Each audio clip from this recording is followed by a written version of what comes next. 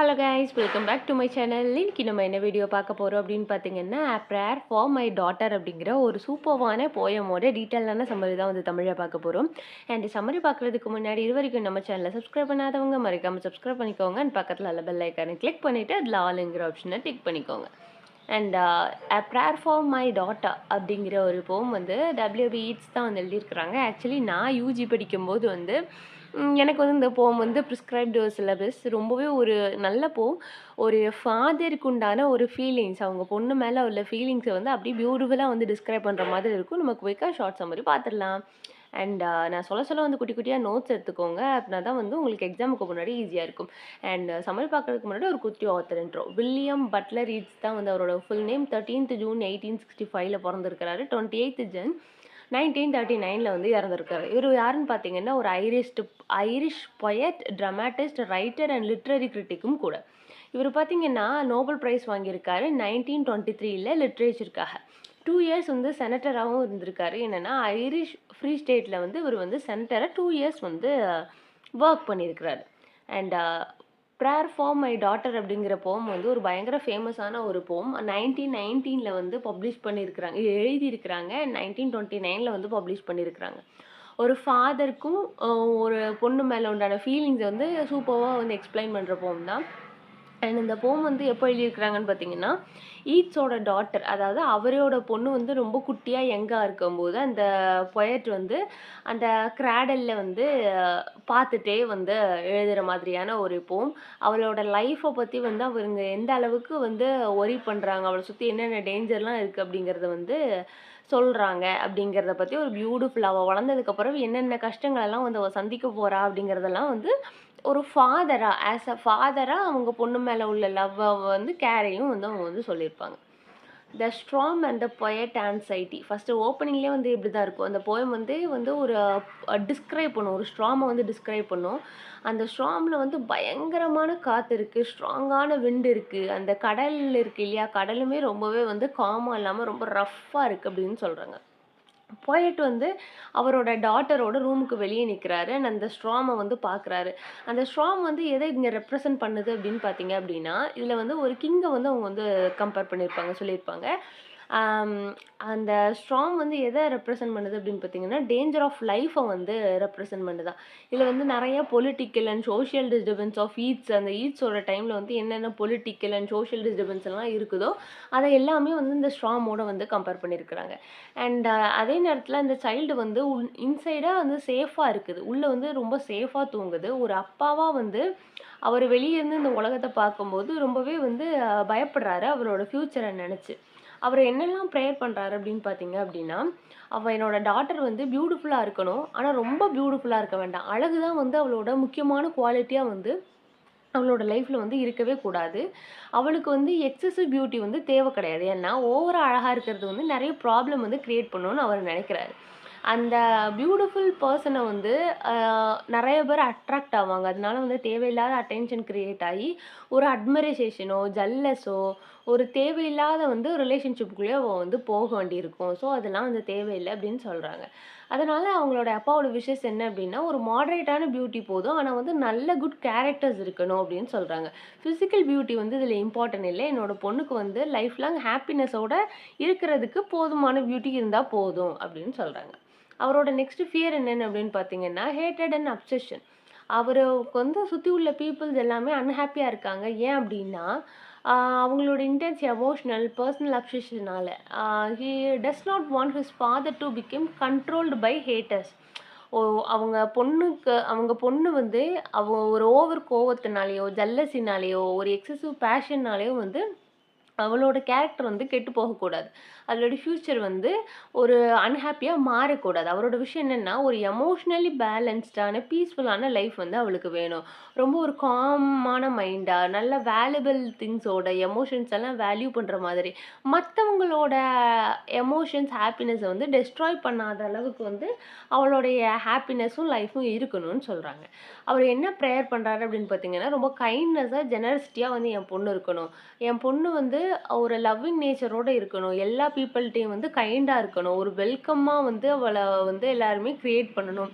மத்தவங்களுக்கு வந்து அவ ஹாப்பினஸ குடுக்கணும். அவ சுத்தி உள்ளவங்கள பத்தி அவ வந்து ஒரு பொறாமப்படக்கூடாது. மத்தவங்கள பத்தி புறம் பேசக்கூடாது. தனிமையில வந்து அவ இருக்கக்கூடாது அப்படிங்கிற மாதிரி இது பண்றாங்க.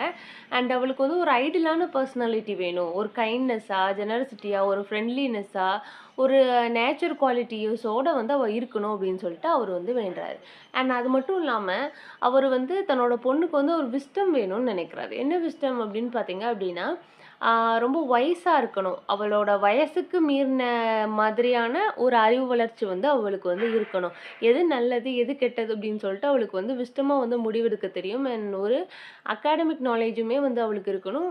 மத்தபடி பீப்பிள்ஸோட ரிலேஷன்ஷிப் அந்த சொசைட்டிய வந்து அண்டர்ஸ்டாண்ட் பண்ற அளவுக்கு அவ வந்து வயசா இருக்கணும் அப்படின்னு சொல்றாரு. ஒரு ட்ரூ விஸ்டம் வேணும்.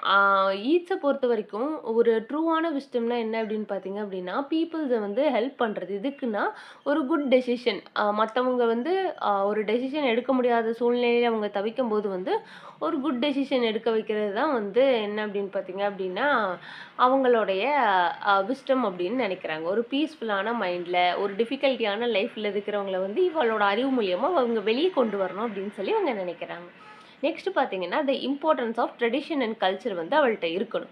நம்மளோட ட்ரெடிஷனல் அண்ட் கல்ச்சர்ஸோட வேல்யூ வந்து அவளுக்கு கண்டிப்பா தெரிஞ்சிருக்கணும். இவரு என்ன பிலீவ் பண்றாரு அப்படின்னா, ஒரு பெர்சனுக்கு வந்து கண்டிப்பான முறையில வந்து கனெக்ஷன் இருக்கணும். ட்ரெடிஷனல் வேல்யூஸோட இந்த சொசைட்டியோட கனெக்ஷன் இருந்தா தான், இந்த ட்ரெடிஷன்ஸ வந்து அந்த ஒரு ஸ்டெபிலிட்டியோட வந்து அவங்க இன்க்ரீஸ் பண்ணி கொண்டு போக முடியும்.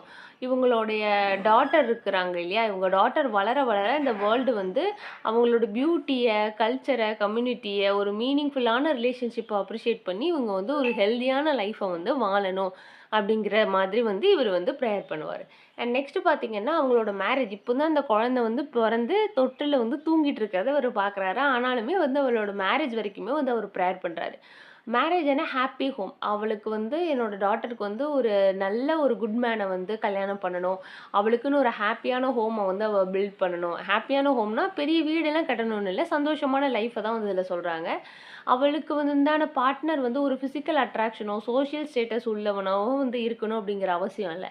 ஆனா, அதுக்கு பதிலா வந்து அவளோட கேரக்டர் அப்ரிஷியேட் பண்றவனா, அவளோட பீஸ்ஃபுல்க்கு, அவளோட லவ்விங் லைஃப்க்கு வந்து அ அக்செப்டபிளா இருக்கிறவனா, அவளுக்கு பொருத்தமான இருக்கிறவனா, அவளோட வந்து அவள உண்மையா லவ் பண்றவனா இருந்தா போதும் அப்படின்னு வந்து நினைக்கிறாரு.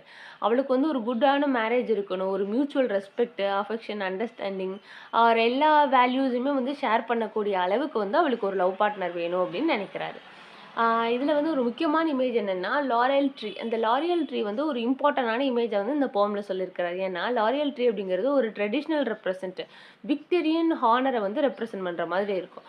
அதே இத வந்து அவரோட டாட்டருக்கு வந்து அவரு வந்து இமேஜினரி பண்ணி இது பண்றாரு. என்னோட டாட்டர் வந்து அந்த லாரியல் ட்ரீ மாதிரி ரொம்ப நல்ல கேரக்டரோட, ஒர்த்தான ரெஸ்பெக்ட்டோட வந்து இருக்கணும்.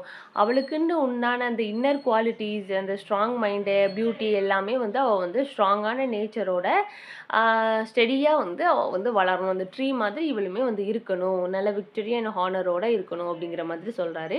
அண்ட் இதுல வந்து இன்னர் பியூட்டி தான் வந்து முக்கியம். பிசிக்கல் பியூட்டி வந்து முக்கியம் கிடையாது. அண்ட் அவுட்டர் பியூட்டிய விட இன்னர் பியூட்டி வந்து என் பொண்ணுக்கு நல்லா இருக்கணும். பிசிக்கல் அட்ராக்ஷன் வேண்டாம். அதுக்கு பதிலா அவளுக்கு ஹாப்பியான லைஃப் வேணும். ஆ என்னென்ன குவாலிட்டீஸ்லாம் அவளுக்கு இருக்கணும் அப்படின்னு பார்த்தீங்கன்னா, கைண்ட்னஸ் இருக்கணும், விஸ்டம் இருக்கணும், செல்ஃப் கண்ட்ரோல் இருக்கணும், ஜெனரசிட்டி இருக்கணும், இன்னசென்ஸ் இருக்கணும், emotional stability, inner strength, good characters இது எல்லாமே வந்து குவாலிட்டியா அவளோட லைஃப்ல வந்து இருக்கணும். இதுல வந்து என்னோட டாட்டருக்கு வந்து எந்த ஒரு டிஃபிகல்டீஸுமே வந்து அவளோட லைஃப்ல வந்து இது பார்க்கக்கூடாதுன்னு சொல்றாங்க. ஸ்ட்ராங் அப்படின்னு சொல்லி இந்த போம்ல வந்து எதை சிம்பலைஸ் பண்றாங்கன்னா, பொலிட்டிக்கல் கான்ஃப்ளிக்ட், அந்த சோஷியல் அன்சர்டனிட்டி, வயலன்ஸு, லைஃபோட டிஃபிகல்ட்டி, அன்பிரெடிக்டபிள் ஃபியூச்சர் இது எல்லாமே வந்து என்னோட குழந்தை, அதாவது தூங்கிட்டு இருக்கிற என்னோட குழந்தைய வந்து இப்போ உள்ள எவ்வளோ சேஃபா இருக்காளோ, அதே மாதிரி இருக்கணும் அப்படின்னு நினைக்கிறாரு. அண்ட் இந்த பொயட் வந்து ஈவென்ச்சுவலியா இந்த வேர்ல்டோட டிஃபிகல்ட் எல்லாமே என்னோட பொண்ணுக்கு இல்லாம அவளுக்கு வந்து ஹாப்பினஸ் மட்டுமே இருக்கணும். இதெல்லாம் தாங்குற அளவுக்கு அவளுக்கு ஒரு இன்னர் ஸ்ட்ரென்த் வந்து இருக்கணும். இத ஃபேஸ் பண்ற அளவுக்கு. அப்படிங்கிறத வந்து ப்ரேயர் பண்றாரு.